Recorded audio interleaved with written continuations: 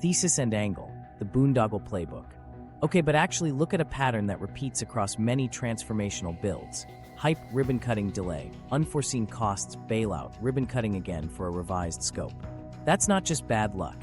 It often reflects incentives that reward throughput of cash, not outcomes. Contractors seek margin protection through relief events. Consultants bill by the hour. Banks clip fees on issuances and refinances. Agencies justify headcount on complexity. Politicians get their photo op early, long before the real bills show up. If you've felt déjà vu watching high-speed rail, urban transit extensions, and stadiums drift for decades, this is one reason why. Observation first. The surface narrative is often the same: growth, jobs, resilience, green future. That's how projects get social license. Once the headline is secured, the machinery kicks in. Cost estimates are kept competitive to win votes. Benefits are framed as aspirational to imply urgency. Risks are labeled manageable because acknowledging them could tank approval. Meanwhile, procurement documents carry enough ambiguity to enable later scope growth when it's harder to say no. Here's what I think is really happening. The system often prefers underbidding followed by contractual correction. Teams lowball to clear the political gate, then internalize certainty and externalize risk via claims.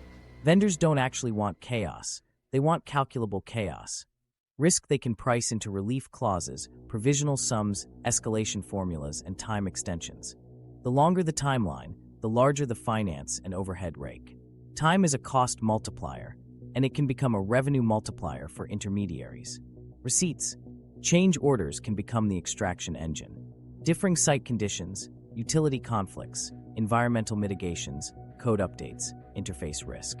Each one is a legitimate-sounding doorway to additional payment, and all are common in major programs. Scope creep isn't a bug. It's often the path from an uneconomic low bid to a profitable actual. Add a layer of value engineering that cuts early cost with downstream penalties, and you've got a loop. Save now, pay more later, bill the delta as unavoidable. If you've ever wondered why fixed price still drifts, this is part of the map. Now the players. The public agency is the sponsor and political shield. Prime contractors manage risk transfer theater. Fixed price on paper, relief in practice. Private equity-backed subs live on time and materials volatility. Consultants, program management, risk, scheduling, claims, sell control dashboards, and later profit from disputes. Unions push for scope and standards that secure hours. Lobbyists smooth regulatory frictions and unlock change approvals. Media happily runs economic development packages funded by ad buys from the same banks underwriting the bonds. Follow the money. Up front is municipal debt, tax-exempt bonds with capitalized interest that lets you borrow more now and pay later. Federal grants are the accelerant, free money that can raise tolerance for inefficiency because it's not local tax dollars. Public-private partnerships promise risk transfer, but availability payments and termination compensation can quietly prioritize lender recovery. Hidden taxes fill gaps. Fare surcharges, utility fees, hotel levies, special districts. Every delay extends debt service tails, and refinancing churn creates new fee events. The opportunity cost is real. $50 billion diverted from maintenance, bus frequency, water lines, or school retrofits that could have delivered immediate compounding benefits. But it can get worse. The political calendar maximizes approvals and minimizes accountability. Leaders cut ribbons at notice to proceed. Their successors inherit the overruns. Audits arrive post-commitment, meticulously documenting failure with little practical clawback. By then, sunk costs and path dependence push completion of a compromised scope at an inflated price. Counter-arguments exist. Yes, ambitious infrastructure can pay off. We'll get there. But the boondoggle Playbook thrives because the market design pays more for time, complexity, and change than for delivery. If you pay by input, you'll get more input. If you ensure margins against delay, you'll get longer schedules. The fix isn't better speeches, it's different incentives. So we're going to map this life cycle and name the extraction points, start to finish. Day 0. How projects get greenlit with numbers that only work on PowerPoint. Birth of a boondoggle, the approval machine. Here's the first trick. Approval lives in a different universe than delivery. On approval day, demand curves are smooth, costs are tidy, and every render has sunshine. The sales pitch hits the same beats, tens of thousands of jobs, billions in GDP, climate wins, congestion solved. And yes, that independent economic impact model, with a multiplier so generous, it could make a lemonade stand look like a tech unicorn. No one audits it because it's not built to be audited. It's built to win a vote. Observation: those early estimates feel strangely light. Insight: they're biased by design. You get optimism bias. People genuinely believe they can thread the needle, and strategic misrepresentation. People who know better but know the politics. Put those together, and your cost number isn't a forecast. It's an instrument. It's engineered to clear the political gate. The risks are shunted into the footnotes. Contingency assumed manageable, permits on track, third-party utilities cooperating. Spoiler, they won't. Now here's what I think is really happening. The demand models stretch reality to justify size. Travel time savings? Assumed. Ridership? High. Induced demand? Maxed. Meanwhile, the cost baseline is frozen at a pre-designed stage with 10% drawings, then treated like gospel. That combo, pumped up benefits, lowballed costs, creates an approval delta big enough to drive a tunnel-boring machine through. Once that's locked, every future addition is labeled change, not original scope we carefully ignored. Evidence? Look at the playbook. Benchmark underestimates compared to similar projects mysteriously weren't included because local conditions differ. Value for money assessments leaned on reference projects that succeeded under different regimes, then shaved contingency to stay competitive. Economic models monetized benefits out to 50 years with discount rates kind to dreams and cruel to debt. And notice how land acquisition is treated as a rounding error, until the first eminent domain fight hands you a year of legal delays. Here's the sales kit no one audits. Glossy economic impact reports with opaque multipliers. Jobs projections that count every temporary hard hat as a permanent transformation, and emissions models assuming perfect modal shift. The kicker is the peer review, usually a handful of consultants who later appear on the program management roster. It's not corruption, it's ecosystem capture. Everyone is independent, everyone is qualified, and everyone eventually bills the project. Meanwhile, timing is everything. Approvals are synced to election cycles, not engineering cycles. You get a ribbon cutting at notice to proceed, not at substantial completion. That creates perverse timing risk. The person who sells the dream gets the photo op, and the person who inherits the mess gets the audit. The line is always, we can't lose momentum. Translation: we're committing money to keep the political narrative alive while technical risk stays unresolved. Early lock-in is where path dependence becomes policy. The minute you buy right-of-way, sign preliminary design packages, or relocate even a single utility, you've created a sunk cost trap. Walking away wastes the investment, continuing wastes more, but invisibly over time. And once a few hundred small contracts are active, cancellation becomes a cascade nightmare of terminations, claims, and legal fees. So the system nudges you forward, always forward, into a narrower set of bad choices. Okay, but actually, the biggest leverage point is pre-approval due diligence, and that's where corners get cut. Geotech borings? Representative. Utility maps? Best available. Stakeholder sign-offs. Constructive engagement underway. Every underway hides a risk register entry with 2 red flags and a prayer. Then the board votes, the governor smiles, the agency posts a press release, and you've successfully converted aspirations into obligations. Receipts are boring but devastating. Draft cost ranges, quietly labeled Class 5 estimate, get presented as single numbers in public decks.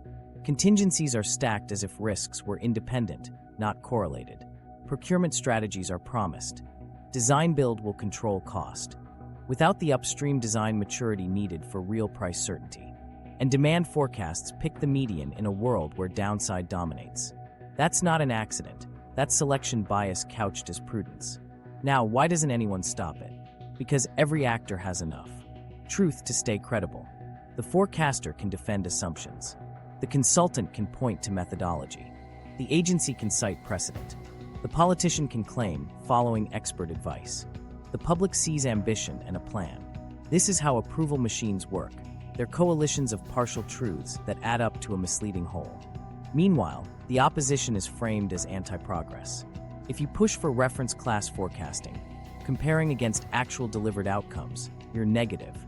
Ask for independent cost validation, you're delaying jobs. Demand a full utility conflict survey. You're anti-business. Delay becomes the villain, but the only thing worse than delaying for diligence is not delaying and paying for it later, with interest. Here's the pivot we'll need later. Day 0 is the cheapest day to buy down risk. Finish the geotech. Map the utilities. Acquire land cleanly.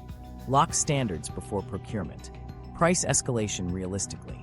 Publish the risk register. If a project can't survive honest numbers, it shouldn't survive a vote. But that's not how the approval machine runs.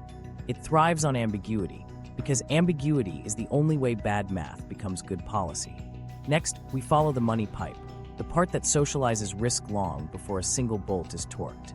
The money pipe, bonds, grants, and hidden taxes. Funded doesn't mean paid for. It means future you is on the hook. The second the vote clears, finance teams often move quickly to the muni market because cheap money can feel like free money.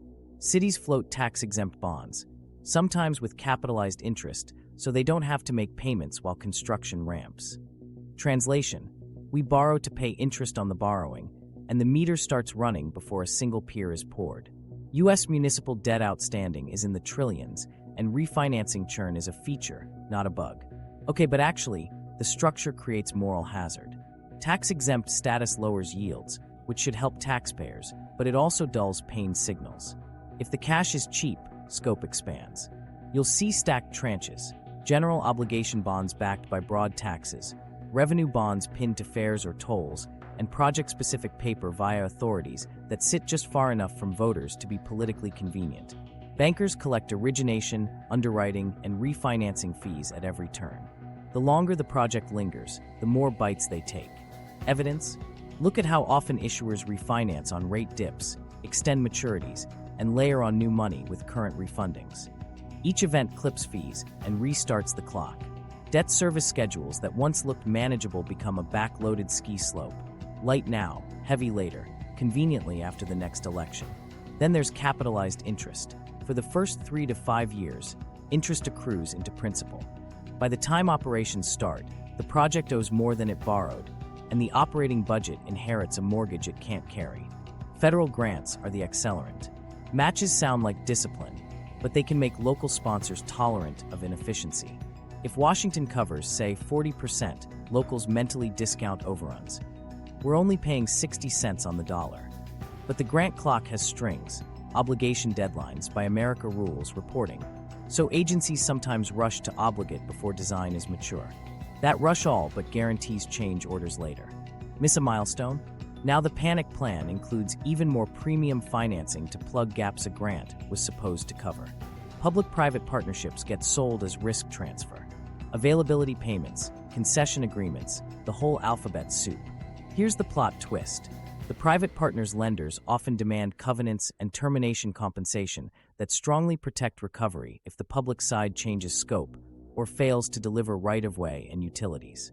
So taxpayers can end up underwriting key unknowns, just through contract remedies instead of appropriations.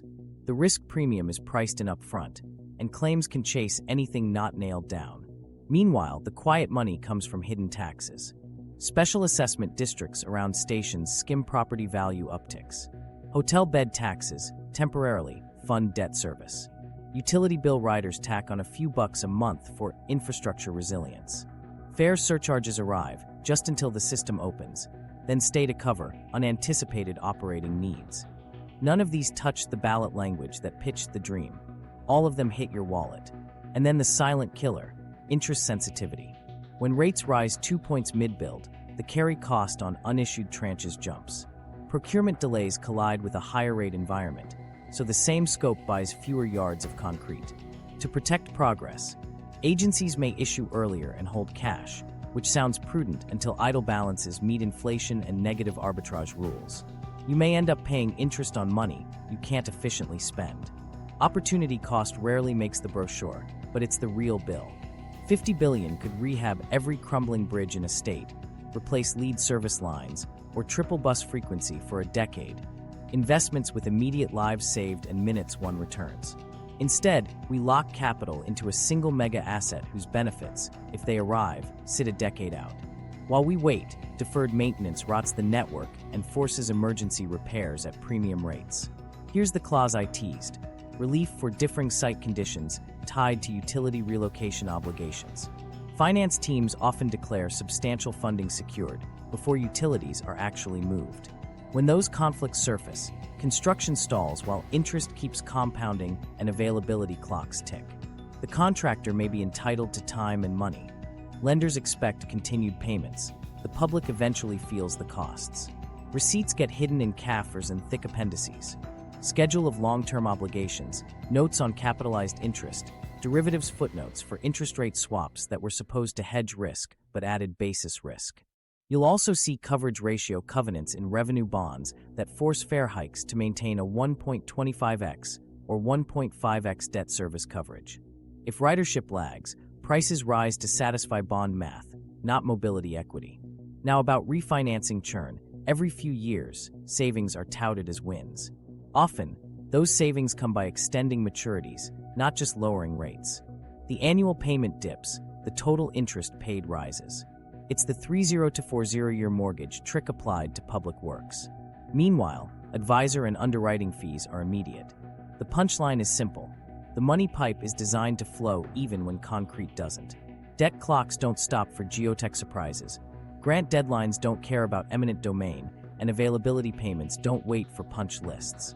You can't fix the finance at the back end if you sold fantasy at the front end. Next, we hit the overrun engine that converts that liquidity into invoices. Scope creep. Scope creep. How designs inflate after approval. Here's the quiet pivot. Once the board votes, the drawings stop being aspirations and start being subpoenas. Every missing detail in a 10% design becomes a ticket to add scope. Observation. Minor tweaks pop up, better station finishes, wider platforms, upgraded signaling, extra escape stairs, floodproofing, new code interpretations. Insight. Approval locked a lowball baseline, so all the reality you ignored moves into the extra column with a markup. The estimate you sold was for a cartoon. You're now building a hospital-grade, fire life safety compliant, climate-resilient machine room masquerading as a station. Okay, but actually, the vocabulary is the tell. Owner-requested enhancement sounds voluntary, but it's usually compliance catching up. Fire/life safety engineers add smoke control fans sized for worst-case crowding. Structural engineers beef up seismic performance after new peer review comments. Environmental mitigation adds noise walls, wildlife crossings, contaminated soil disposal, and stormwater facilities the render never showed. Each package is rational in isolation. Together they tilt the project into a new cost gravity. Evidence comes stamped RFI and PCO. Requests for information expose design gaps. No detail for utility duct banks at crossings, conflicting elevations between civil and track, ventilation shafts interfering with easements. Proposed change orders follow with time and money. Multiply by thousands. Microstories pile up.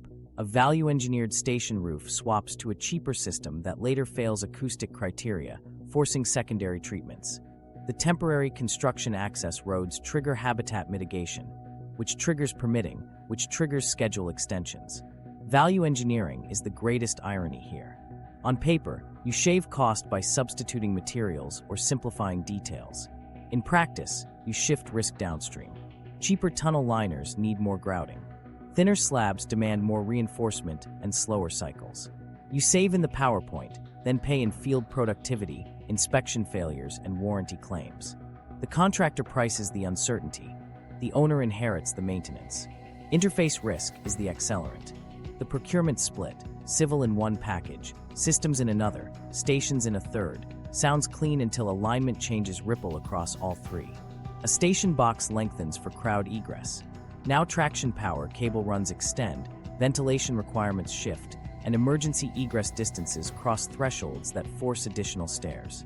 Each contractor points to contract limits. The integration cost can land on the owner as a bridging design gap. Who owns design errors? Accountability fog is built in. Design-build teams argue that bridging documents were defective. Owners argue means and methods were the contractors. Consultants say assumptions were industry standard. Subs say they bid what was shown. Enter the claims consultants with delay analyses and fragnets proving critical path impacts. Arbitration looms. Political pressure says settle now, so costs get buried in revised budgets under euphemisms like post-award adjustments. Then there's regulation drift. Codes update mid-project. NFPA tweaks evacuation. ADA guidance expands clearances. Energy codes push higher efficiency mechanicals. Grandfathering rarely applies when you're still under construction. Each update forces rework, redesign, repermit, resequence. Meanwhile, utility owners discover undocumented plant in the ground. What was relocate 2 lines becomes conflict with 11 unknowns, each needing shutdown windows, night work premiums, and union callbacks. Environmental commitments metastasize after litigation or settlement. A noise model underpredicted reflective surfaces. Now you're installing absorptive panels and floating slabs. A wetland impact forces new culverts and fish passage. Cultural resource finds pause excavation for months. The original schedule didn't budget archaeology. The new one carries a standing heritage team. Design maturity at award is a root cause few want to own. If you procure with 30% drawings, you're not getting a fixed price, you're buying a claims factory. Best practice says push design to 60 to 75% before locking scope, and complete geotech and utility potholing in full. That reduces ambiguity and prices the real job. But the approval machine rewarded speed, so you passed costs forward. Inflation shifts the floor while you're arguing the ceiling. By the time the change order lands, steel, concrete, copper, and switchgear have climbed. Lead times stretch. The contractor's overhead clock keeps ticking. Even if you negotiate hard, the baseline moved. And when procurement lag meets commodity spikes, the same scope is now a different price. Okay, but seriously, this is how the honest, boring stuff becomes billion-dollar drift. Thousands of defensible, incremental corrections layered onto a politically engineered fiction. The prevention playbook is not mysterious. Lock standards early, finish utility relocations before main works, complete ground investigations, procure integrated packages, and run independent constructability reviews. Tie fee structures to design completeness and field performance, not hours burned. Publish every change order with cause codes the public can search. If a proposal can't carry that sunlight, it hasn't earned a shovel. Risk transfer theater, contracts that pretend to protect you. Fixed price, design build, guaranteed maximum price. Sounds like armor, right? Plot twist, much of that armor can be foam. The language sells protection, but the clauses often make contractors whole when reality shows up. The public hears risk transferred, but the fine print can read risk deferred to claims. Okay, but actually, here's the engine. Contracts carry 2 faces, the press release face and the relief clauses face. The press release face says lump sum. The relief face lists a buffet of potentially compensable events. Differing site conditions, third-party delays, utility owner interference, hazardous materials, changes in law, code updates, force majeure, and owner-furnished info that turns out wrong. Each one can be a doorway back to time and money, depending on the specific language and facts. Evidence walks in wearing acronyms. DSC claims argue the ground wasn't what the geotech indicated. The fix usually isn't free. Utility conflict notices show you can't relocate a line because the utility missed its window. The clock can stop and the day rate meter can start. Environmental mitigation creep may get priced as changes. Changes in law. If wildfire smoke halts work or a new energy code lands, relief can apply. On fixed price paper, many of these are pre-priced with formulas, escalation indices, or entitlement triggers. Translation: the contractor's margin can be insulated. The owner may absorb uncertainty. Design build is sold as a silver bullet. But if you award with roughly 30% drawings, you haven't transferred much risk. You've outsourced detailing. Bridging documents are often for reference, while the owner still controls standards, permits, right-of-way, and third parties. The contractor will price what's shown and claim what isn't. When the drawings clash with utility maps or access easements, it's frequently treated as an owner-caused delay. When systems integration crosses package lines, it's a gap risk the owner tends to retain. Now here's the part that kills me. Dispute choreography is professionalized. Claims consultants build entitlement narratives, schedulers craft time impact analyses, forensic planners drop fragnet after fragnet, and counsel sets up arbitration leverage. The public thinks lawsuits. The industry often thinks negotiated settlements under change authority. Political teams hate headlines, so they settle, then bury the cash in program contingency adjustments. You'll see the cost rise without a scandal, because the scandal is the process. Force majeure used to mean acts of God. Now it's broader in many contracts. Epidemics, wildfire smoke, supply chain shutdowns, and sanctions on equipment sources have all been contested, sometimes partially compensable. Differing site conditions used to be rock where soil was shown. Today, undocumented utilities, contaminated spoils, and archaeological finds can trigger carve-outs. And owner-furnished info disclaimers are common. The contractor must rely on its own investigation, unless the owner-provided data was materially misleading, in which case relief may be available. Public-private partnerships upgrade the theater. Availability payments mean the private partner gets paid for keeping the asset available, regardless of ridership. Termination compensation schedules typically prioritize lender recovery if the public side defaults or terminates for convenience. Change in law mechanisms can ratchet payments for new compliance costs. The value for money report often proclaims risk transfer, while the finance plan encodes givebacks under supervening events, subject to the specific PPP agreement. Meanwhile, guaranteed maximum price isn't actually a guarantee if the GMP is based on incomplete design with allowances and exclusions. The contractor controls the buyout, then can convert allowances to change orders as scope clarifies. Open book looks transparent, but pain/gain sharing often has caps that protect the floor. If market inflation outruns the indices embedded in the contract, expect an equitable adjustment request with commodity letters attached. Okay, but seriously, politics finishes the job. Electeds can't afford a stopped crane. When a claim threatens to halt works, pressure mounts to resolve quickly. The negotiating frame becomes schedule recovery, not truth finding. You'll hear best for the program as a synonym for we paid to keep moving. Audits will later note documentation flaws, but the money usually doesn't come back. So what protects you? Not slogans. Clear risk registers tied to cause-coded clauses. Completed geotech and utility relocations before main works. Design maturity thresholds before procurement. Integration of civil, systems, and stations under one accountable entity or with explicit interface pricing. Escalation formulas that reflect market reality, not wishful indices. And Sunlight, publish every claim, every settlement, and the rationale. Because without that, risk transfer is a costume change. The contractor's business model is rational. Price what you can see, claim what you can't, and safeguard margin through relief events. The public owner's mistake is thinking paper can beat physics, utilities, and time. It can't. Only alignment of incentives can. And until contracts pay for outcomes instead of inputs and delays, this theater plays on sold-out performance, taxpayer footing the bill. The physical reality check, ground truth versus PowerPoint.